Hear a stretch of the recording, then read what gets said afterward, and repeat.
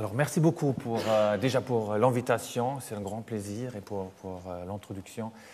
On verra si vraiment ce point de vue subjectif, c'est manipulable. Et voilà, j'aimerais bien vous proposer quelques études donc sur la conscience de soi, un point de vue corporel de la conscience de soi, et bien évidemment, dans ce cours ici, donc les données des neurosciences cognitives. Des données, en fait, ma présentation sera séparée en 3 grandes parties, suite à une brève introduction.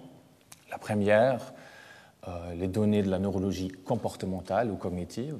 Troisième partie, les sciences cognitives, pour finir avec une expérience de neuroimagerie à la base de l'IRM fonctionnel. Tous sur le problème de conscience de soi corporelle. Il y aura donc très peu de philosophie. C'est normal, je ne suis pas philosophe, je suis neurologue et chercheur. Et en plus, bien évidemment, c'est un terrain qui est vaste, énorme et pas abordable, bien évidemment, je pense même, si on prend la durée totale de janvier et février. Donc j'aimerais vraiment parler des données empiriques, parce que je pense, comme dans beaucoup d'autres domaines des neurosciences cognitives, le système du langage, la mémoire, je crois des données empiriques, et surtout, et ça c'est quelque chose qui me tient à cœur, aussi l'approche neurologique suite à des troubles du cerveau, qu'est-ce qu'on peut apprendre sur la fonction chez l'homme sain. Donc une approche, si vous avez entendu de Broca, d'Egerine, Wernicke, donc dans l'aphasie, dans la parole, dans le langage oral ou écrit. Donc une approche qui reste très valide aujourd'hui, même si, et là je me termine avec cette introduction, suite à une révolution dans la neuroimagerie, je pense que cette approche clinique reste très valide. Alors, qu'est-ce que c'est le self? Je vais utiliser les termes anglais. Qu'est-ce que c'est le self, le moi? C'est difficile déjà à définir. Donc il y a beaucoup de définitions. Je vais vous proposer aussi une au début, puis peut-être une autre à la fin, que je pense est plus basée sur des données empiriques. Donc on trouve plusieurs notions, comme vous voyez à l'écran, que déjà, je continue avec l'introspection. Donc apparemment, le moi est directement accessible par l'introspection. En tout cas, nous avons cette impression. Et c'est d'ailleurs le moi qui est censé être l'introspecteur, si on veut. En plus, le moi, the self, seems to be in direct contact with the self. Moi, je suis le self. Je suis quelqu'un. Donc, tous des sensations fondamentales pour la personnalité, pour nous, pour l'homme. Et puis, le soi est le sujet de la perception, de la conscience, de la pensée, et puis la liste, elle continue. Bien sûr, donc j'évoquais déjà ça, donc il y a une tradition énorme que je ne vais pas évoquer ici. Je vais peut-être évoquer David Hume, qui est très proche vers cette direction qu'il s'agit d'une fiction. En fait, je vous laisse lire cette phrase assez connue, qu'il est incapable de trouver d'autre chose qu'une perception, chaleur, douleur, visuelle ou autre, mais c'est impossible pour lui de trouver le moi en question, donc une sorte de soi qui est à la base de cette perception. Donc le moi comme sujet introspectif pour Hume, c'est pas possible. It's like he says, a bundle of perceptions, une agglomération de toutes ces perceptions possibles dans une vie. Et il le décrit, compare avec un théâtre qui est en train de changer sans cesse. On trouve, donc ça c'est la définition du moi, du self avec lequel j'aimerais commencer, que le moi est distinct de l'environnement physique et social, donc d'autres personnes plus la table devant moi, et nous avons tous l'impression, je cherche juste ma montre, l'impression qu'il y a une attribution, une auto-attribution, une self-attribution de la pensée, des perceptions, mais aussi des actions. Donc c'est moi qui est en train d'effectuer cette action de ma main droite, qui sont également donc deux parties essentielles du moi. Une définition que j'ai prise dans le livre intitulé The Self de 2003. Si on compare avec l'argument fictif de David Hume, quelqu'un qui venu du même pays, John Locke, on trouve tout à fait une autre notion du self. Et là, in consciousness, we find a thinking, intelligent being that has reason and reflection and can be considered or can consider itself as a self. The same thing in different times and places. Alors avec la description très low level ou bas niveau de David Hume, ici vraiment à tout l'opposé, quelque chose qu'on trouve dans les notions encore aujourd'hui partout. Nous avons tous cette impression, d'une manière introspective, qu'on est quelqu'un. Il y a quelqu'un, un intelligent being, qui est responsable des actions, des pensées, etc. Donc là, vraiment deux extrêmes sortant du XVIIe siècle, les deux. On trouve aussi donc deux dissociations que je marquais en bas de la page. Donc une partie réflexive du self, très proche par rapport à l'approche de Locke, et quelque chose de pré-réflexif, plus automatique, plus intégratif, des sensations multimodales continues. Donc moi, le modèle des données vis-à-vis de la conscience de soi que j'aimerais vous présenter aujourd'hui sont en relation avec ce self pré-réflexif. Il y a beaucoup de définitions aussi par des scientifiques qui commenceront un peu plus tard à définir le self. Ici, un psychologue, Ulrich Neisser, en 1987, qui décrit 5 entités différentes du self. Il y a une partie écologique, très proche par rapport à la notion de Hume, de nouveau quelque chose d'intégratif, proche par rapport à des perceptions et l'intégration. Donc c'est moi en relation, ou c'est mon corps, vu par le cerveau, en relation avec l'environnement physique. Deuxième self, c'est la façon sociale du self. Donc là, ce n'est pas mon corps en relation avec le monde physique, mais avec le monde social. Par la suite, il a mis le terme extended self, qui inclut les aspects de la mémoire, qui inclut aussi des aspects du langage, donc des aspects cognitifs, plus haut niveau du self.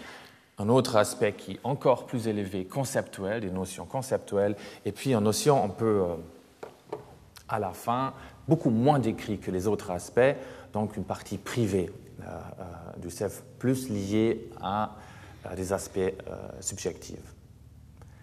D'autres neuroscientifiques, neuropsychologues ont essayé à redéfinir et à donner leur propre avis sur le self. Donc, il y a une explosion récemment aussi vers des approches différentes pour expliquer, investiguer le self. Donc ici, j'ai marqué plusieurs notions. Donc on retrouve par exemple l'extended self de Neisser sous forme maintenant spécifique de la mémoire. Quel est le rôle de la mémoire pour le self? C'est évident. Je me rappelle que la dernière fois que j'ai pris le TGV entre Genève et Paris, donc c'était moi dans le train. Donc il y a une continuité à travers le temps, un élément important pour le self. Et puis malheureusement, je trouve très peu de recherches sur quelque chose qu'on appelle la mémoire autobiographique. Je vais donner un exemple tout à l'heure. Un exemple également très important avec beaucoup de recherches actuelles, la reconnaissance visuelle, dans la glace par exemple, dans le miroir.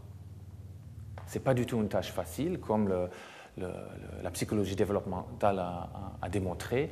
Ça naît à partir de 18-24 mois que l'enfant réalise que l'image reflétée est en fait son reflet et pas quelqu'un d'autre dans le monde social auquel il est exposé. Je vais également vous montrer quelques aspects là. On trouve cette notion d'identification de soi avec cette image reflétée aussi chez quelques animaux. La partie, de nouveau, très haut niveau, la cognition, où les concepts, la pensée, que je ne vais pas détailler plus en détail, donc je vous laisse juste peut-être le nom cogito ergo sum, donc une pensée bien évidemment inscrite dans la pensée occidentale, très importante pour un modèle pour le self. Le langage, je viens d'évoquer plusieurs conditions. Bien évidemment, je peux référer par le système du langage vis-à-vis de mon corps, vis-à-vis de moi, vis-à-vis de cette entité auquel j'ai accès par l'introspection, par exemple.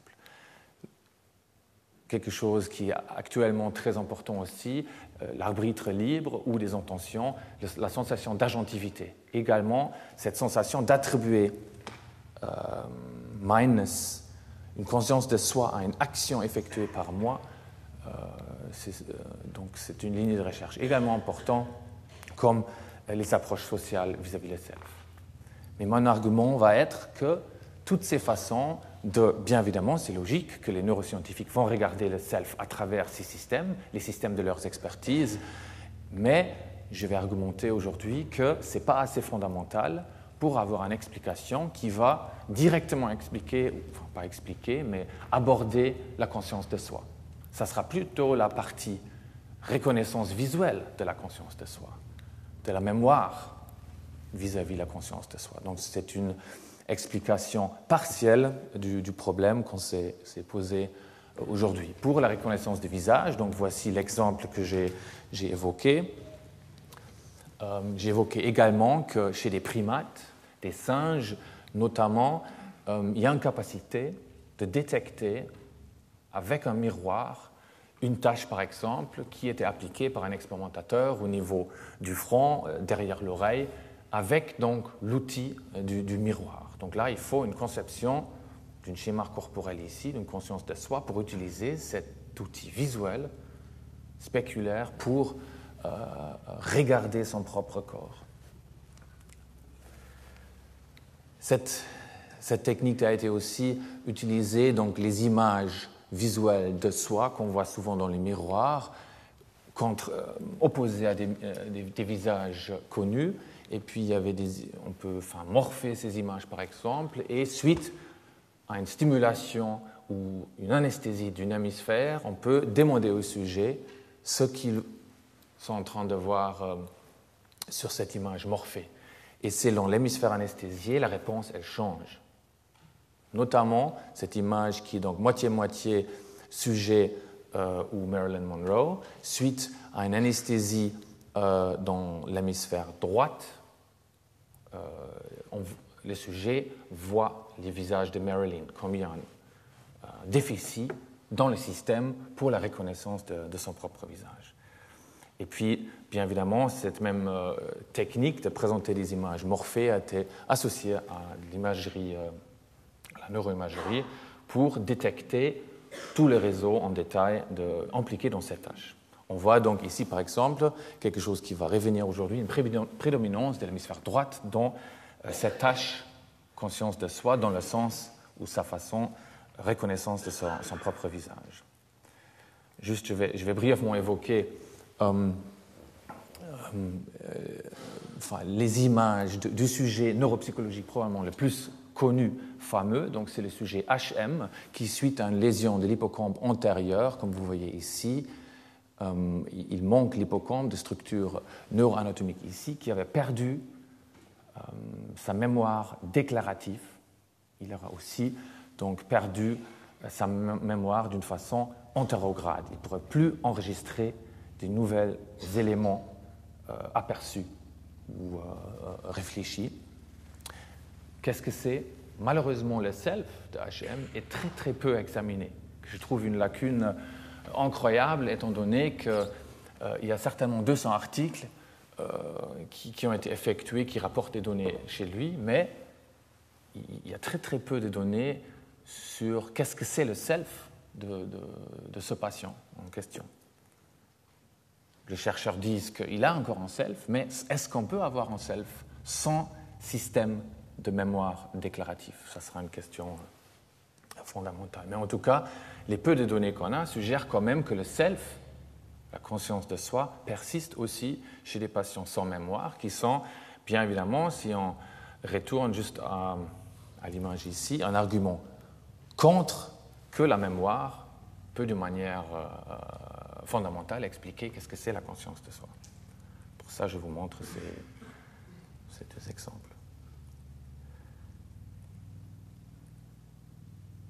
Alors, je ne vais pas vous parler de la mémoire, ni de la reconnaissance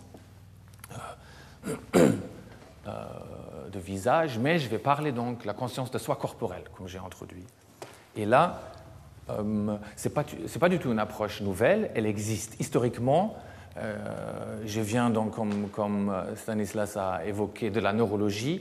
Donc là, on trouve une ligne de recherche sur le schéma corporel et sa relation avec la conscience de soi. Donc ici à Paris, les travaux de Jean Lhermitte, Henri Econ, Ajouri Aguera, qui va par la suite travailler en psychiatrie à Genève, et bien évidemment l'école neurologique de Vienne et puis de Londres avec Heth, Schilder et Menninger-Lerchental. On trouve ces notions, comme je disais, également dans les approches psychologiques, chez Neisser et Gibson aussi, et récemment aussi chez plusieurs philosophes. Donc les observations, là je vous montre un exemple de l'école neurologique de Vienne. Donc là, les neurologues, suite à une lésion massive, comme vous voyez ici dans le lobe pariétal à droite, ont observé par exemple des symptômes appelés somatoparaphrénie. Il s'agit là d'un déni d'appartenance du membre supérieur gauche du patient à sa conscience de soi, ça manque. Elle est jugée d'appartenir à quelqu'un d'autre, à une autre personne.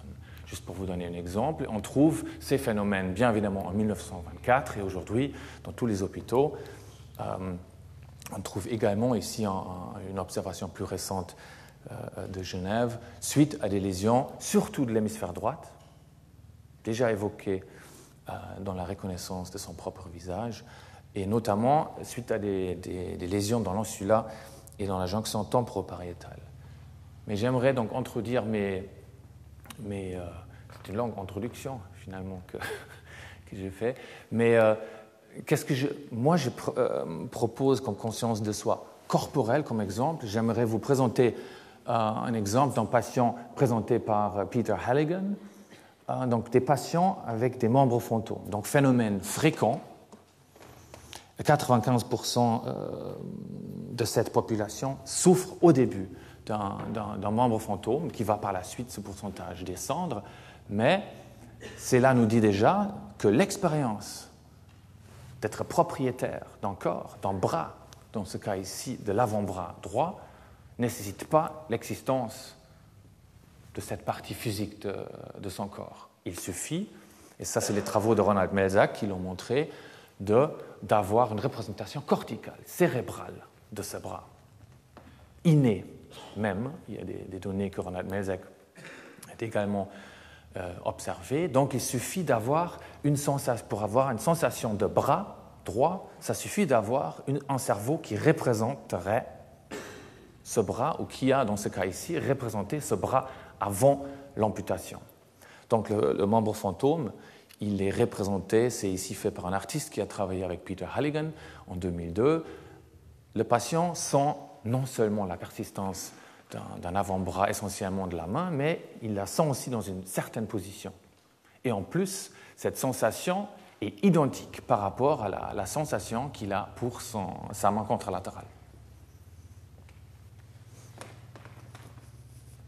En plus, ce n'est pas simplement une main droite, c'est sa propre main droite. Donc il y a une sensation d'attribution à lui-même qui est également présente.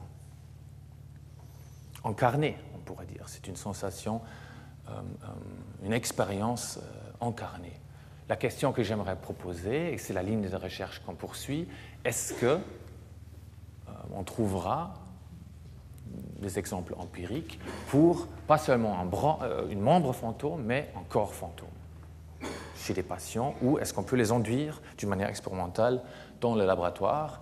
Et c'était évoqué dans l'introduction, les sensations de sortie du corps ou de décorporation, on les envisage sous cette forme, que là, il s'agit d'un corps fantôme que nous, on essaie de comprendre sous la forme identique au niveau fonction et structure cérébrale probablement dissociée par rapport à l'exemple du membre fantôme que je viens d'évoquer. Alors, qu'est-ce que c'est des décorporations? Il y a le corps physique.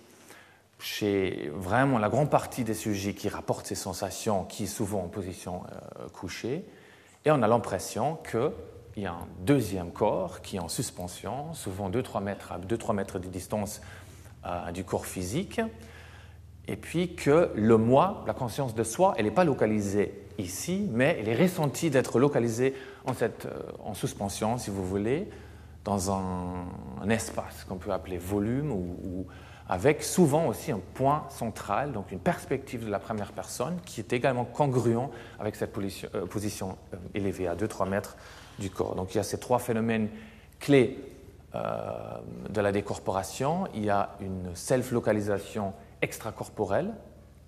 Je suis localisé en dehors de mon corps, c'est une sensation consciente qui est rapportée par le sujet, qui a donné le nom à l'expérience. Il y a une première personne, il y a une perspective de la première personne congruente spatialement avec cette self-location, et finalement il y a une identification, pas avec le corps physique, mais avec le corps en suspension. Je passe à des exemples donc de la neurologie, des sensations donc du corps fantôme ou de décorporation. Ici un exemple d'une patiente qui souffre d'une épilepsie pharmacorésistante, qui nécessite souvent l'implantation des électrodes afin de mieux localiser le foyer épileptogène, dissocier ce foyer épileptogène des fonctions essentielles comme le langage et le contrôle moteur. Et cette patiente, lorsqu'elle était dans cette phase d'évaluation, elle décrit donc une décorporation que je vous laisse lire, donc, qui est 100% comparable avec les cas de décorporation qu'on trouve décrits dans les livres de parapsychologie. Exactement, donc une phénoménologie qui est identique, mais ici dans le cadre d'une épilepsie, d'une crise partielle complexe dans le foyer épileptogène. Je vais vous montrer dans un bref instant. Mais là, on voit par exemple qu'elle avait l'impression qu'elle était en train de flotter à 2-3 mètres, donc sous le plafond de la pièce, et elle a vu son propre corps en vue frontale, et puis voilà, la scène était assez réaliste, ça faisait un peu comme dans les rêves, mais elle était réaliste en couleur, etc. Donc, on trouve donc les trois phénomènes de la décorporation. Ici, juste pour vous montrer, donc je vais montrer d'autres exemples avec cette technique. Donc on voit la craniotomie qui est assez large. Le nez se trouve ici, l'oreille ici, donc on voit l'emplacement des électrodes. Donc là, par exemple, ces éléments ronds, c'est des électrodes qui sont posées par des neurochirurgiens qui nous permettent par la suite d'enregistrer les crises épileptiques de la patiente ou d'autres patients, et également de stimuler, deuxième exemple que je vais montrer tout à l'heure, entre deux de ces électrodes pour voir effectivement ici un trouble du langage, par exemple, dans cette partie du cortex. Le foyer épileptogène, si vous voulez, la cicatrice épileptique chez cette patiente qui nous rapporte cette décorporation, cette sortie du corps, est donc localisée au niveau de ces 8 électrodes en bleu, donc au niveau de la jonction temporopariétale, ici au niveau de l'hémisphère gauche. Donc le sillon central, vous voyez ici, il y a le sillon latéral, le lobe pariétal et temporal ici avec le lobe occipital après. Ici, une observation probablement plus parlant encore, parce que là, lorsque un courant électrique de faible intensité est appliqué au niveau de ces deux électrodes, la patiente rapporte également une décorporation, mais uniquement pendant les 2 secondes de la stimulation.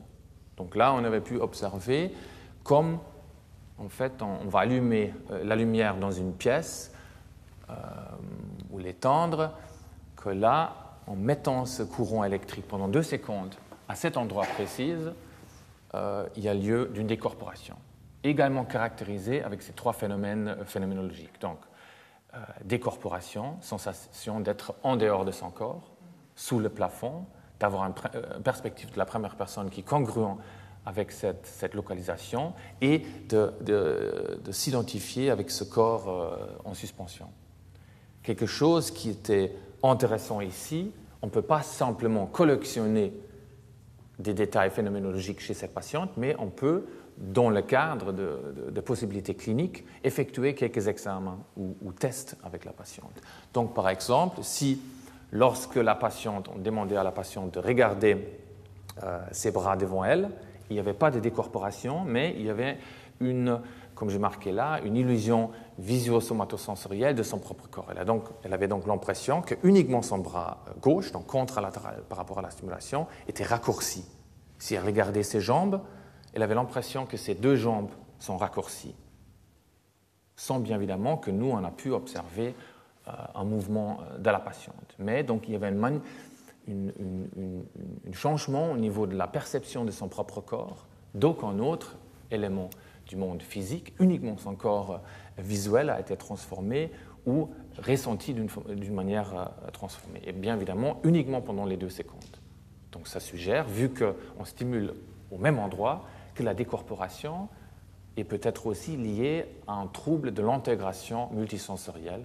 Donc si on prend l'exemple du bras, que je vois physiquement ici, mais subjectivement je le vois raccourci ici, donc il semble y avoir un trouble de l'intégration des sensations visuelles de ma main, mais bien évidemment avec les yeux fermés, on a tous l'impression de bien apercevoir la position de notre bras gauche en suspension comme ça par des afférences d'autres modalités, somatosensorielles, toucher et la proprioception. Notamment, vu qu'ayant changé la posture de ses membres supérieurs lors de la stimulation, là on voit aussi que la proprioception est importante et a l'impression que la main va approcher son visage et évite, en fait, donc tout ça d'une manière subjective, la main qui approche la patiente. Finalement, il y a également des illusions kinesthésiques, donc avec les yeux fermés, il n'y a ni décorporation, ni transformation corporelle d'une manière visuelle, mais elle a l'impression de faire une sorte d'abdominaux, voilà, donc des exercices du tronc. Dernier point que j'ai oublié à mentionner tout au début, avec des courants encore plus faibles que ceux qui ont induit cette sensation de décorporation, on a des sensations vestibulaires. Et tout ça à un seul site qui nous a fait penser que là, on a affaire avec un endroit qui va intégrer ces sensations différentes, donc, venant des modalités vestibulaires, visuelles, tactiles et proprioceptives. Ici, une autre observation de Bruxelles où, pour raison d'une tinnitus, une autre équipe a donc stimulé ces 2 électrodes en vert que vous voyez ici. Ils ont également pu observer une décorporation chez cette patiente. Penfield, on avait observé dans le passé, en passant rapidement aussi au niveau de la jonction temporopariétale à droite. Ce qui est remarquable ici, les cliniciens ont pu faire aussi un examen de neuroimagerie, c'est-à-dire et puis on voit non seulement donc, lié à la stimulation, et puis lorsque le courant est appliqué, on voit que le courant passe pas seulement dans le tissu cérébral directement sous l'électrode, mais on voit tout à fait un réseau déjà localement assez étendu, mais qui va propager aussi au niveau du cortex paréto-occipital mésial, mais aussi dans le cervelet. Donc on voit même avec des stimulations focales relativement vite aussi l'arrivée d'un réseau. Ici, des premières données datant de 2004 où 5 patients avec des troubles de la décorporation, donc chaque patient est représenté ici avec une autre couleur, et avec cette approche, on cherche en fait si chaque patient avec un trouble identique ou un phénomène ressenti en symptômes identiques, ici la décorporation, est-ce que la lésion cérébrale va converger vers une région ou vers plusieurs régions.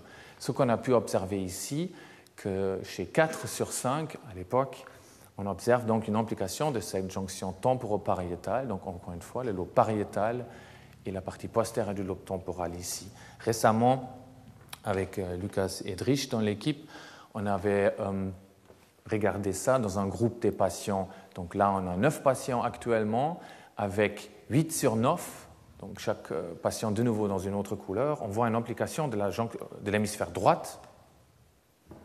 Et puis notamment aussi, si on va les superposer, les 8 patients avec une lésion droite, on voit de nouveau donc, presque la région où ces deux observations cliniques ont pu, donc les deux cas de décorporation induites par stimulation électrique. Donc on voit vraiment une convergence d'un symptôme, ici la décorporation, et d'une illusion corporelle probablement liée d'une manière importante à cette structure, donc au niveau de la jonction temporopariétale, qui est d'ailleurs connue. Je n'aurai pas le temps aujourd'hui d'aller plus en détail, d'intégrer des informations venant des modalités différentes, comme le toucher, la proprioception, le vestibulaire et la vision. Pour résumer donc cette deuxième partie, la partie clinique, la décorporation, ou out-of-body experience en anglais, est caractérisée par 3 phénomènes qui sont fortement pathologiques d'une manière spatiale. L'identification est avec le corps en suspension et pas avec le corps, comme un patient me disait, terrestre. La localisation, elle est également congruente avec le corps fantôme identifié. Également une suspension et la perspective de la première personne est également congruente et dirigée en fait et inversée de 180 degrés par rapport à la perspective de la première personne que physiquement le sujet devrait rapporter dans les situations normales. Nous avons donc proposé un modèle ici descriptif pour cette décorporation. Et ce modèle a été possible parce qu'on avait comparé donc, avec la décorporation avec des phénomènes déjà décrits dans le passé, donc les otoscopies et des phénomènes otoscopiques que je ne vais pas évoquer aujourd'hui, que tous les 3 sont caractérisés par un trouble de l'intégration multisensorielle. Reprenez l'exemple du membre supérieur gauche, donc il y a des afférences tactiles, proprioceptives et visuelles. Donc, ces 3 régions différentes dans le cerveau au début. Je peux sentir mon bras ici et je peux le voir ici. Dans quelques situations, on peut induire cette illusion. Mais dans le cas normal, ces informations amènent des informations congruentes au cerveau. Nous avons donc postulé, en faisant une extension de ce modèle pour le bras, pour le membre supérieur gauche, un modèle identique pour le corps entier. Parce que là aussi, je le vois, je le sens, et la proprioception joue un rôle aussi. Donc, le même problème doit être résolu par le cerveau, non seulement pour le membre supérieur gauche, mais aussi pour le corps entier. Deuxième point important, il y a aussi une désintégration des informations visuelles et vestibulaires. Notamment, c'est ce trouble vestibulaire qui donne, à mon avis, cette impression d'être en suspension et de regarder vers le bas. On va revenir à ce point tout à l'heure. Donc là, de nouveau, donc, la localisation des lésions qui donnent lieu à des décorporations dans une autre coupe. Donc là, on voit que c'est variable, les lésions sont variables entre les électrodes, mais il y a notamment cette région ici, au niveau de la jonction temporopariétale, qui donne lieu à ce phénomène. Donc, on peut considérer, on propose que la décorporation, le corps ressenti, la localisation de la conscience de soi dans cette illusion représente pas un membre fantôme, mais un corps fantôme. Il s'agit d'une pathologie au niveau de la localisation de soi, de l'identification de soi et de la perspective de la première personne, et donc d'un trouble de la spatialité de la conscience de soi à la base corporelle. Et j'ai déjà évoqué ces 2 types de désintégration. Comment est-ce qu'on peut induire? Donc là, comme je vous dis, 9 patients. Ça ne semble pas beaucoup. La Suisse, c'est un pays petit. Même là, on devrait trouver plus que 9 patients. Si je vous dis en plus que ça, c'est une collection, si vous me permettez ce mot, qui dure depuis 10 à 12 années. Donc c'est très rare. Et comme j'ai commencé à travailler à l'école polytechnique, proposer comme thématique de recherche d'attendre que les gens arrivent avec qui souffre de cette décorporation suite à une lésion cérébrale. Ce n'était pas vraiment un projet à proposer pour un chercheur jeune, dynamique, etc. Donc, on avait donc essayé de développer des stratégies expérimentales en utilisant la réalité virtuelle. J'étais jamais trop accro jeux d'ordinateur, même si on trouve maintenant, même dans la littérature scientifique, apparemment on devient des meilleurs statisticiens visuels si on joue beaucoup avec ces jeux.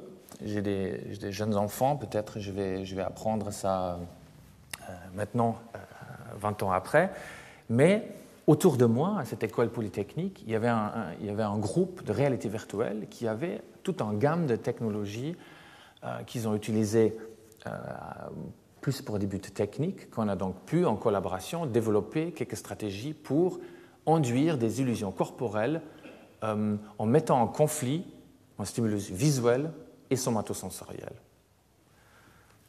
Une illusion qui était déjà décrite par un psychologue et un médecin américain, Botvinnik et Cohen, c'était la main en caoutchouc, ou the rubber hand illusion.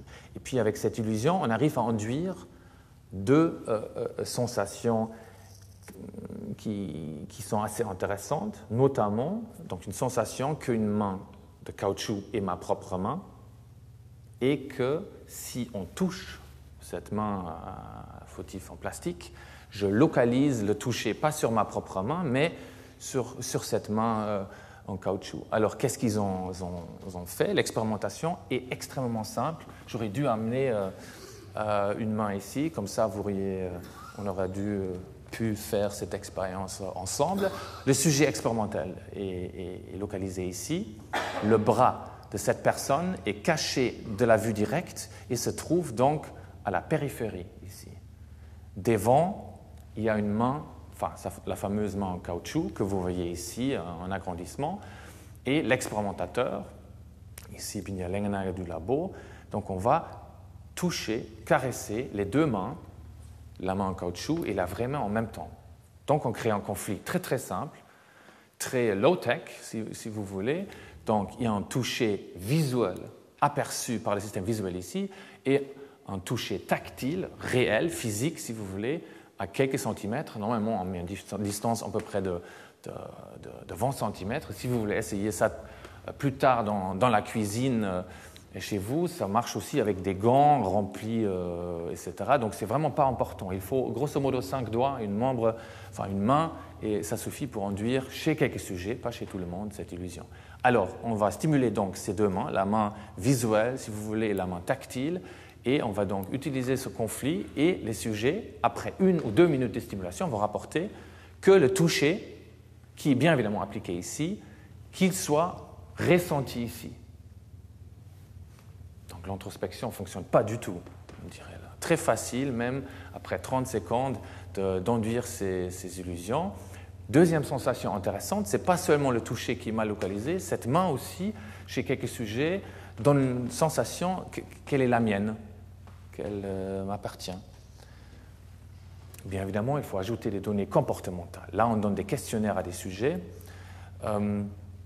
Donc là, si après, donc, je suis dans l'expérience, la main en caoutchouc se trouve ici, ma main elle est cachée ici. Après, avec les yeux fermés, je dois pointer avec mon index sur mon index droite. Donc normalement, je vais faire cette réaction-là.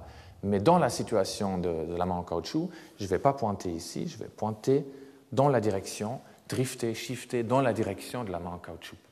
Donc comme il y a une récalibration de la position de ma propre main.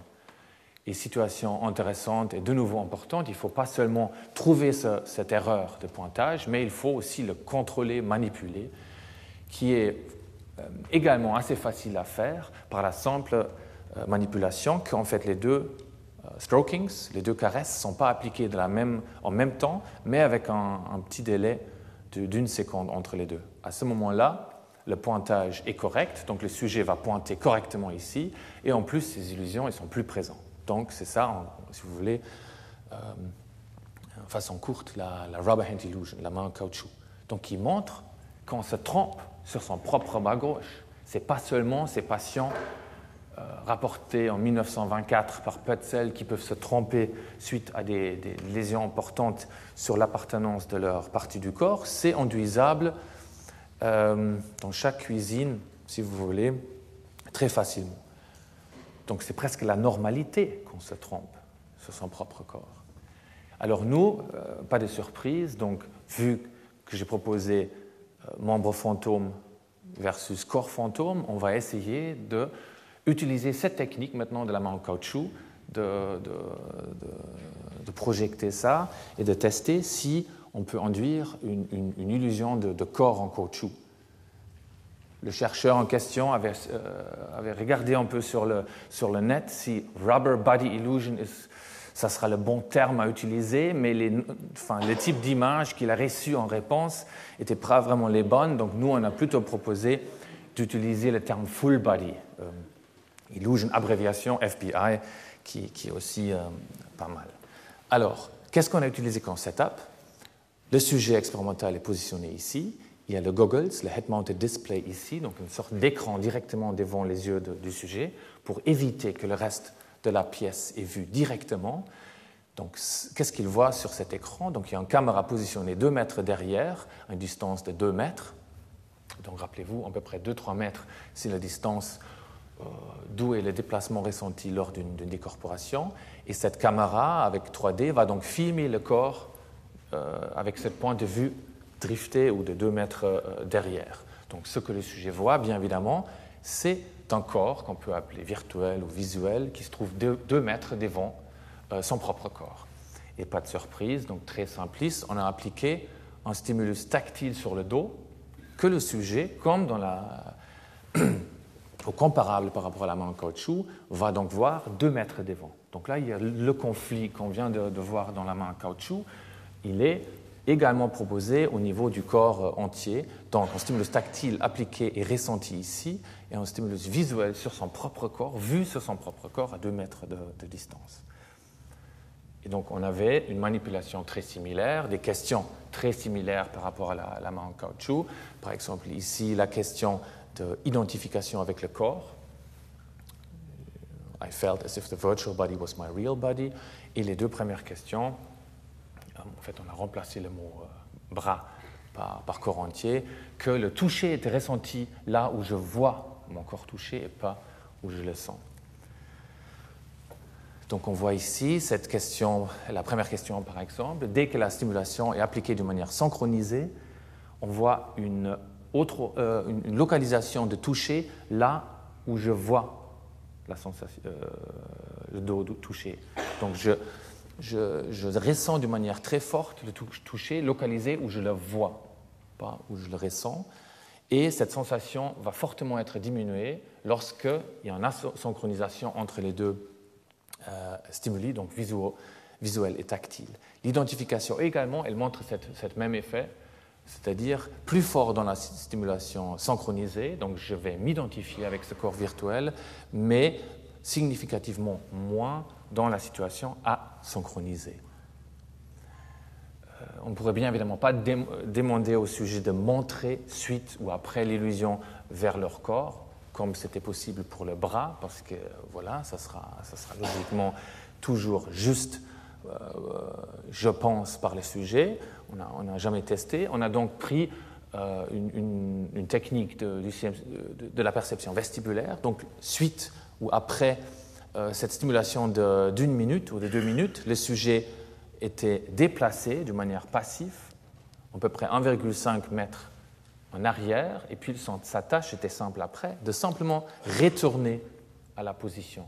Notre prédiction était, comme pour la main en caoutchouc, si, comme la main, dans le cas de la main en caoutchouc, donc le sujet s'était récalibré où il sentait la position de son bras liée à une visual capture. Qu'est-ce que c'est en français? D'une dominance de la modalité visuelle sur les afférences tactiles. Donc, on avait prédit que le sujet va aller trop loin. Vu qu'il y avait une identification avec le corps 2 mètres devant, si on doit se localiser et récalibrer la position de son corps dans l'espace, donc pour le bras, c'était shifter, drifter vers cette main en caoutchouc, donc ça devrait être également présent potentiellement dans cette étude. Donc c'est ça qu'on avait mesuré et notamment on a pu observer ça, donc une récalibration de ma position ressentie dans l'espace aussi. Donc là c'est pas bien scanné, mais c'est 30 cm dans la situation synchronisée et d'une manière significativement moins, l'ordre de 10 à 15 cm dans la situation asynchronisée. Notamment uniquement 7, ce drift était significativement différent de la position 0. Donc ça sera le cas si le sujet va retourner directement à sa position. Et puis les sujets sont pas seulement... c'est pas un problème de variabilité. On pourrait dire que c'est difficile de retourner vraiment à la position avec les yeux fermés où on était. Mais là, les données sur la droite, c'est la déviation droite et gauche. Et là, on voit que les sujets sont extrêmement précis sur cet axe orthogonal. Ils savent où aller, mais ils vont aller trop loin. On a ajouté plusieurs conditions de contrôle que je ne vais pas détailler ici. Cette situation ici est intéressante. Là, on a donc pris comme condition de contrôle un objet rectangulaire. Rectangulaire, grosso modo avec les dimensions du corps humain. Et puis le stimulus était appliqué, filmé au niveau de cet objet et en même temps sur le dos du sujet. Mais là, le sujet voyait sur son head-mounted display uniquement l'objet. Donc on sent le toucher tactile dans le dos, mais on voit 2 mètres devant, comme c'est représenté ici, un objet virtuel qui est filmé par les caméras. Et là, on voit qu'il n'y a ni l'illusion, ni une différence entre la stimulation synchronisée et asynchronisée dans cette situation où, dès que je vois un autre corps, donc là c'est réellement un corps en caoutchouc, stimulé en même temps que je sens les sensations dans mon dos, où on retrouve le même effet que je viens d'évoquer si mon propre corps est filmé lors de l'illusion. Donc là, pour conclure cette troisième partie, donc on voit que les sujets sains, d'une manière systématique, vont s'identifier avec un corps virtuel qui est manipulé d'une manière synchronisée entre les stimulations tactiles appliquées sur le dos et visuellement sur un dos qui est caressé 2 mètres devant. Avec d'autres situations et conditions expérimentales, on a dissocié, on a pu exclure que ces troubles sont liés à des biais moteurs ou attentionnels. Et ça suggère effectivement que la localisation de soi ou l'identification de soi sont en relation ou associés avec des mécanismes corporels, visuels et somatosensoriels. Et puis c'est pas vraiment, comme c'était représenté parfois dans la presse, une recherche afin de comprendre qu'est-ce qui se passe dans les sensations de sortie du corps, mais c'est plutôt important pour comprendre ce qu'il va nous mettre déjà dans le corps, pour commencer. Parce que ces données montrent aussi quelles tâches fantastiques le cerveau est capable de résoudre. Comment nous mettre dans notre corps déjà, in the first place. Je pourrais marcher, courir. Comment c'est possible que le corps et la représentation du corps dans le cerveau va intégrer toutes ces informations avec une précision énorme que le cerveau arrive à vraiment garder, bien titrer cette représentation du corps. Parce qu'on voit ici jusqu'à quel point c'est simple de dissocier cette sensation. La prochaine fois, vous faites du ski, alors comment le cerveau arrive à intégrer ces informations? Je pense que la parapsychologie devrait plutôt s'intéresser exactement à cette question. Comment ça se fait que la conscience de soi soit si bien localisée par notre cerveau? Probablement, on ne sait pas encore comment, mais comment c'est intégré avec cette haute précision spatio-temporelle. Il y a d'autres études que nous effectuons actuellement avec ce même paradigme. Par exemple, quelque chose que j'aime bien, il y a une réduction assez importante de la perception de la douleur lorsque vous avez cette illusion. Donc, si vous voulez, si par un biais expérimental, on va vous sortir de votre corps, ou là, cette représentation d'ipséité, on va la sortir du corps, on va la mettre partiellement dans un corps virtuel. Si on va appliquer des stimuli douloureux à votre corps physique, ils sont ressentis d'une manière moindre. Et ce n'est pas négligeable, c'est l'ordre de 20% qui est une augmentation de ces seuils. C'est les travaux de Jane aussi, je crois que j'ai un diapositive après, que aussi les stimuli tactiles appliqués à ce corps lors de cette illusion sont également moins bien détectés. Ça, c'est un travail assez important parce que si vous regardez les données que je viens de présenter, on va manipuler pendant 2 minutes, mais on ne va pas acquérir les données pendant cette phase qui est importante. On va donner des questionnaires après et on ne va pas utiliser les techniques de la psychologie expérimentale comme il faudra, avec les temps de réaction, avec la précision, avec la psychophysique. En fait, on va uniquement regarder après où ce sujet se localisera. Mais là, donc, les travaux de Jane Aspel montrent en fait assez bien que la rapidité de détecter des stimuli tactiles, donc là, il n'y a pas de possibilité que le sujet va influencer de son propre gré ces données, mais le sujet va être accéléré et ralenti selon notre façon, donc selon l'expérimentateur, avec quelle façon il va effectuer la caresse visotactile. Et puis là, juste les données sur la douleur. Donc, le setup était pareil. Donc, le sujet est ici. La douleur était appliquée avec une pression au niveau de l'index. Et c'est ça que le sujet va voir. Et puis là, dès que l'objet est touché, donc la même condition de contrôle que tout à l'heure, il n'y a aucune modification de la douleur. Mais par rapport à ces deux conditions, on voit une nette augmentation de la douleur, et notamment dans la situation où la stimulation visio-tactile est effectuée de manière visio-tactile. Donc cette condition qui va induire les changements de l'identification de soi avec ce corps virtuel. Alors, dernière partie de ma présentation.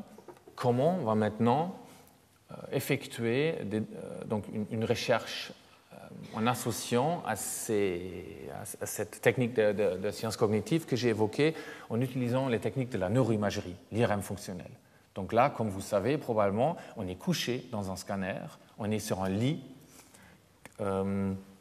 et puis comme vous voyez ici, l'espace est assez serré. Donc là, la psychologue, elle n'était pas d'accord de se glisser ensemble avec ce sujet dans ce scanner pour effectuer les caresses qui sont filmées de 2 mètres derrière, donc ce n'est pas possible. Donc on avait eu la chance, un autre ingénieur à l'école polytechnique, très intéressé, Roger Gassert, par la neuroréhabilitation et la réhabilitation à la base des outils robotiques. Il nous a donc construit, custom-made, je crois que j'ai une petite vidéo, une stimulation, donc le sujet est couché donc ici, ça s'est glissé à l'intérieur, et vous voyez ici une petite balle qui va glisser dans le dos du sujet, qui va être confortablement positionné sur ce lit dans le scanner, et je ne vais pas vous donner les détails, mais il s'agit d'un moteur ultrasonique, donc complètement IRM compatible, qui est également quelque chose à résoudre. Qu'est-ce qu'on voit dans cette étude? Qu'est-ce que le sujet va voir? Donc on avait avec ce même robot filmer le corps de quelqu'un d'autre.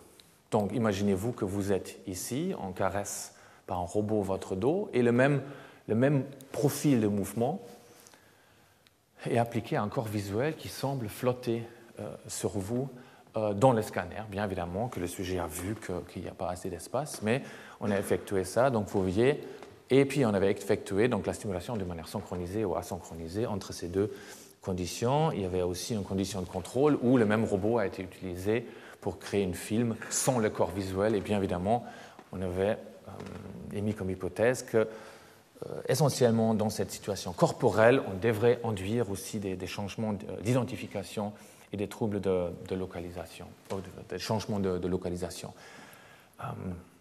Je vais faire un peu vite. Au niveau comportemental et au niveau des questionnaires, on a pu, donc, avec cette stimulation robotique, induire exactement les mêmes phénomènes, c'est-à-dire identification avec ce corps de quelqu'un d'autre qui était stroqué visuellement par le robot. Donc je vais m'identifier avec ce corps, notamment dans la situation synchronisée. Et puis on avait, bien évidemment, on ne pourrait pas utiliser notre manipulation de localisation de soi, mais on a fait une tâche d'estimation d'altitude à l'intérieur du sujet. Donc le sujet on demandait au sujet d'estimer son altitude par rapport au sol du scanner qu'on voit ici. Et puis on avait bien évidemment la prédiction que dans la situation synchronisée, on devrait observer donc une augmentation de cette estimation.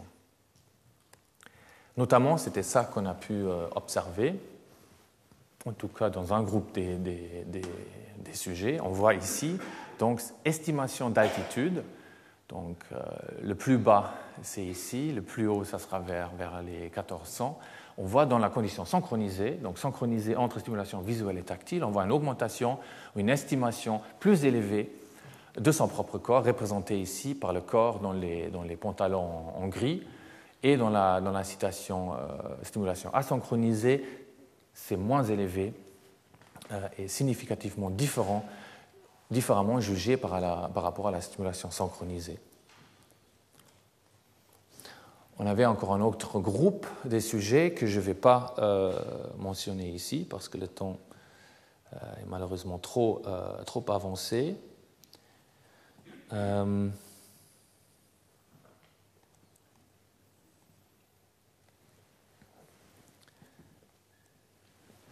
Et je vais vous montrer ici donc, le réseau neuronal qui était activé par ce conflit. Et là, on voit qu'on trouve 7 régions qui réagissent à ce conflit stimulation, enfin, à travers ces 4 conditions, avec ces facteurs synchronie de la stimulation visio-tactile et présence de corps ou pas présence. Donc les 7 régions nous montrent, sont activées vis-à-vis en conditions de base où c'est simplement la fixation d'un écran blanc. Et si on regarde maintenant à travers ces 7 régions, on trouve qu'au niveau de la jonction temporopariétale à gauche et à droite, on voit un pattern d'activité cérébrale qui reflète la localisation des sujets, donc cette estimation vis-à-vis le sol dans le scanner. Donc on voit, si je répète, donc dans une situation synchronisée ici et asynchronisée ici, le signal, l'activité dans cette région, elle montre une différence. La même différence est également présentée ici. Si vous comparez pour ce groupe, donc je n'ai pas du tout parlé de ce groupe-là, mais si vous parlez de ce groupe-là, donc les sujets sont couchés dans le scanner, ils regardent vers le haut, il y a le corps visuel qui est vu, donc on voit une réaction inverse du signal dans la jonction temporopariétale à gauche et à droite par rapport à les temps de réaction, de cette estimation, cette récalibration de la position de son corps qui est également reflétée d'une manière inverse par l'activité dans la jonction temporopariétale à gauche et à droite. Donc on a une représentation assez directe dans cette région, donc une représentation de ce conflit dans cette région temporopariétale gauche et droite, mais pas dans les 5 autres régions que j'ai présentées. Donc peut-être il y en a assez de temps pour les questions, donc je pourrais en revenir par la suite. Si on veut juste comparer ici projeté sur l'hémisphère droite, non seulement l'activité IRM que je viens de vous décrire, mais aussi la localisation cérébrale chez les patients avec décorporation. Donc on voit qu'il n'y a pas de superposition, mais on voit quand même que ces 2 régions sont vraiment des voisins au niveau de la jonction temporopariétale, comme j'ai évoqué déjà, qui est connue d'intégrer des informations multimodales. Donc ici, nous avons proposé aussi, à cause d'un autre groupe qu'on a pu observer qui ont réagi d'une manière différentielle dans cette manipulation robotique à la stimulation, qu'on a trouvé donc d'une manière expérimentale des données qui corroborent le modèle de décorporation qui était déjà proposé dans le passé. Ici, je vous montre une image donc assez connue d'Ernst Mach dans son analyse des of sensations, où on voit effectivement que la perspective n'est pas seulement cette perspective de la première personne, bien évidemment pas une perspective visuelle, mais il s'agit déjà d'une vision très spéciale, moustache de Vienne, fin du 19e, on voit le nez, on voit les sourcils, on voit le bras droit, et on voit bien évidemment, presque comme en cadre du reste du monde aussi, une partie du corps. Donc là, je trouve que c'est une belle image qui dit que la vision, dès le début, doit être intégrée avec le corps, ou avec d'autres modalités, bien évidemment aussi. Mais on voit à travers les sensations de décorporation et cette manipulation de sciences cognitives et de l'IRM que cette perspective, elle doit être générée. Comme je disais, il y a un inside body experience qui doit être construit, représenté et calculé par le cerveau. Et la décorporation montre d'une manière flagrante que cette intégration ne peut pas avoir lieu, sous une forme connue, que nous connaissons tous, que nous avons actuellement, donc le cas normal. Je vous invite également, si ça vous intéresse, la relevance de ces trouvailles au niveau Philosophy of Mind, donc un article que j'ai fait en étroite collaboration avec un philosophe, Thomas Metzinger, où dans l'article, on revisite les 3 points que je viens d'évoquer, donc localisation de soi, perspective de soi et identification de soi. Et l'hypothèse de cette conscience de soi corporelle, pour finir, j'ai évoqué d'autres approches vers la conscience de soi.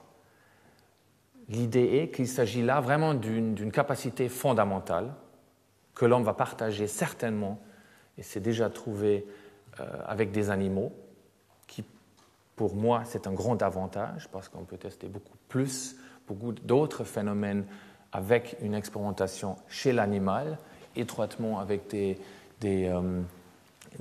avances chez l'homme. Souvent on entend que la conscience de soi c'est trop complexe, c'est trop compliqué à étudier. Moi, je pense que la conscience de soi est un sous-problème de la conscience en général, c'est déjà le mot qui le dit. La conscience de soi, corporelle en tout cas, il faut la voir comme conscience visuelle, comme conscience tactile, comme conscience auditive, en sous-problème. Et c'est plutôt la conscience, peut-être en termes généraux, qui doit être peut-être un problème très complexe, en tout cas plus complexe que la simple ou la plus simple conscience de soi, à mon avis. Il ne faut pas me mécomprendre. Je ne cherche pas à trouver un petit homme ou une petite femme qui est à l'intérieur du cerveau, qui va regarder, comme c'est dessiné ici, le film multimodal projeté par toutes ces régions. Donc on ne cherche pas un centre qui va unir toutes ces sensations. J'ai évoqué la conscience visuelle, mais déjà en perception visuelle, c'est une image très fameuse par Van Essen. On voit qu'il y a une trentaine de régions déjà impliquées dans la perception visuelle. Dans la perception corporelle, la conscience de soi corporelle, comme j'évoquais, il s'agit d'une intégration multimodale. Donc certainement, ça sera plus de régions, mais notre raison de chercher et d'effectuer des travaux cliniques expérimentaux et neuroimagerie, ça sera de trouver néanmoins à l'intérieur de ce réseau énorme quelques régions clés avec quelques fonctionnalités clés. Merci.